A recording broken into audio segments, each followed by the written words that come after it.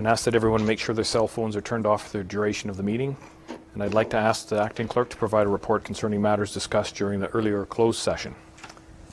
Thank you, Your Worship. In the earlier closed session, there had been 2 items on the agenda. On the first, the CAO provided council with information on a personnel matter, and on the second, council received a presentation on a proposed land sale. As well, for the information of the public, all members of council are in attendance, with Councillor McKay and the Mayor in the chambers and everyone else attending electronically.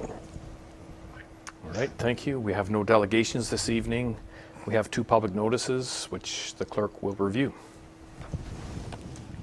Our first public notice is to advise that the public can watch Dryden Committee of the Whole and Council meetings live, or watch older meetings by searching City of Dryden on YouTube. The second notice is from our chief building official, who has put together a notice on when a building permit is needed. And it contains information on what you need to know if you're building a garage, shed, deck, or addition. In addition to this notice being posted on the agenda for this meeting, it can be seen on the city's Facebook page as well as on the city's website. All right, thank you. We are now at Consent Agenda Part 1 General, and I would like to ask the acting clerk to conduct this section of the agenda. Okay, I'll review the items under Consent Agenda Part 1, and when done, I'll ask if there are any items that members of council would like to comment on or have severed for a separate vote. We have 2 sets of minutes under Adopt and Receive Minutes. These are the minutes of the April 13th Committee of the Whole meeting and the minutes of the April 27th Council meeting, which are to be adopted. And under motions arising from previous Council or Committee of the Whole meetings, we have a motion to support the Township of Emo's resolution regarding improving cell phone service along Highway 502, and that was as presented at the May Committee of the Whole meeting. Just wondering if any member of council wants to speak to any of these items or to have them severed for a separate vote. So we can't see you right now, but is there anyone? Say aye. Okay. No one? Okay. In that case, I will ask for someone to move and second the motion for Consent Agenda Part 1. I can do it. Oh, gosh, I've got names and numbers all over the place. Okay. Moved by Councillor Carlucci, seconded by Councillor Shane McKinnon. The Council hereby consider the following items of the Consent Agenda Part 1 General under date of May 25th, 2020 as read and adopted. 10A, B, and 11A. All in favor? Aye. Aye. Carried. So we have Dawn on. Did you want to? Just ask Patty if... Okay. Oh, okay. So we might as well back. Sure. Okay, we have one presentation this evening, and I invite Mr. Yurku to address council. Welcome. Hi guys, I just managed to get on, so it worked good. We definitely are in a different world. Yes. Yes, we are. So what I'd like to do is, hopefully you all have a copy of the statements. I'd like to go through the statements from the report through the main body and then through the note. I'm not sure how questions will work, but just if you do have a question, just stop and ask me, or we can wait till it's wait till the presentation's done, and I can address them at that time. So I'd like to start on page 2, which is the management statement of responsibilities. So really, this first page, or management statement of responsibilities on page 2, just provides a detail on who's responsible for the financial statements and the fair presentation of these statements.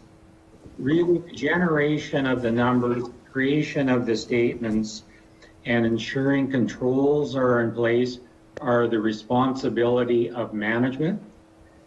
The mayor and council oversees the audit process and the reports provided by management. Now, as an acknowledgement of this, once the drafts are approved, management and the mayor and the CAO would sign off this acknowledgement. Now, the next page, page 3, is the independent audit report. So management does the numbers, really puts the statements together. We come along and we audit the statements. In the first paragraph is our opinion statement. So what's included in our opinion is everything that's behind our opinion: the statement of financial position, operations, net debt, cash flows, summary notes. Those are all included. And based on these statements, we have said that these statements are fairly stated and are not materially misstated in accordance with public sector standards. So I believe last year was the final year we had that TCA qualification. So that qualification is totally dropped off now. So in terms of the basis of opinion, we've used generally accepted audit standards to generate the information necessary to provide us reasonable assurance that the financial statements are not misstated. So there's various things that we do look at, and we'll detail some of them when we look at management's or auditor's responsibilities. The responsibility of management and those charged with governance. This is just a little summary of the page before. That one page before provides the details of what is in this paragraph. Now, in terms of our responsibility, we're responsible for ensuring these statements are not materially misstated. So materiality is there isn't a mistake large enough in these statements that would change your decision on the statements. Whether these misstatements are due from just ordinary misstatement or fraud and error. So how we go about that is in the next page, we've provided some of the information on what we look at. So we go and we document the systems and we look at riskier areas. And we focus some of our audit testing on those riskier areas. We also, initially when we start the process, we go through the systems and look at controls. We try to do as much control testing as possible because controls are more efficient than looking at the detail underlying the documents. We look at policies that are in place, and we assess the going concern assumption. Once we've gathered all our information, we look at the overall presentation to ensure that these statements look complete and not misstated. And then once we've gathered it, we express our opinion. So throughout this process, we've issued a clean opinion on these financial statements.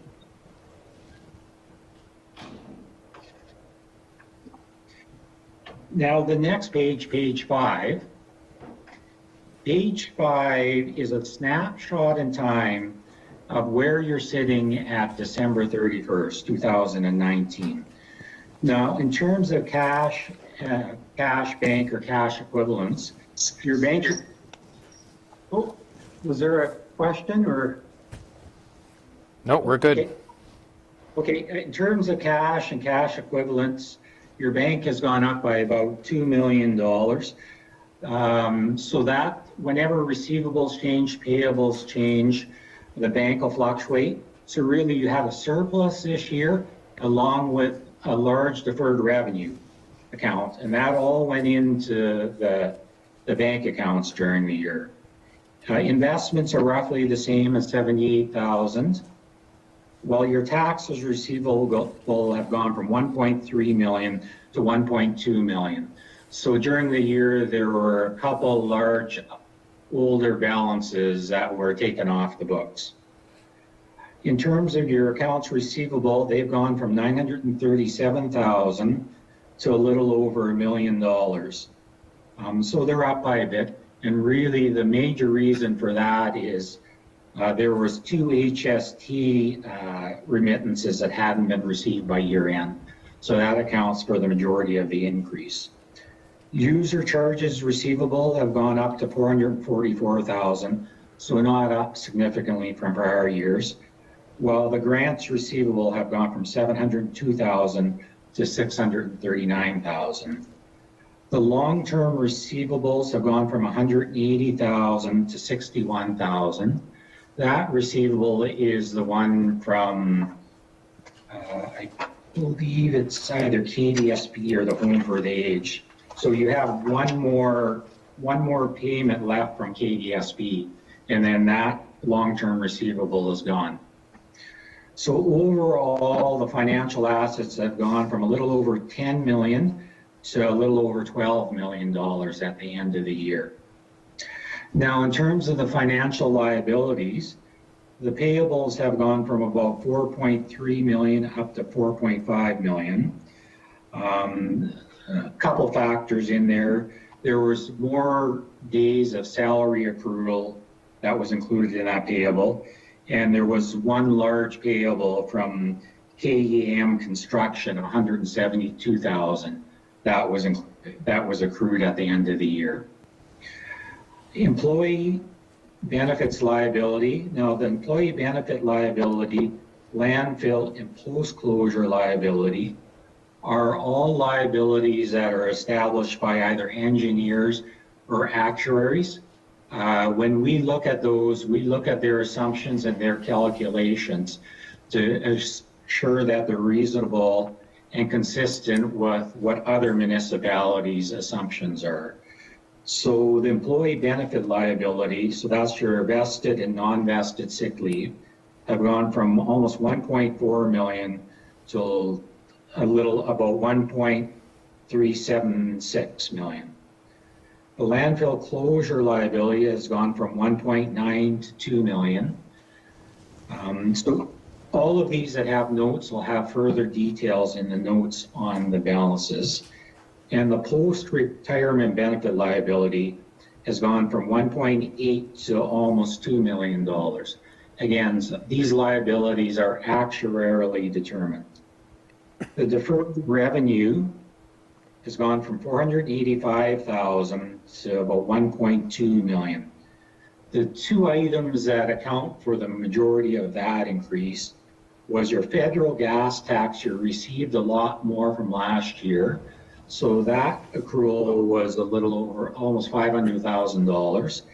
And your infrastructure fund wasn't all spent, so that was almost 500,000. So those two deferrals account for the majority of the increase in the deferred revenue. In terms of your debt financing, the debt financing has gone from almost 14 million to about 11 million. So you've been paying off your debt in accordance to the terms of those debts. So it's down by almost $3 million now. Your capital lease obligations, the regular payments haven't been made, so they've gone from 759,000 to $521,000. So your financial liabilities are sitting at 22,700,000. So your net debt this year has gone down by a little under $4 million this year, which is always a good sign. Now, in terms of your financial assets,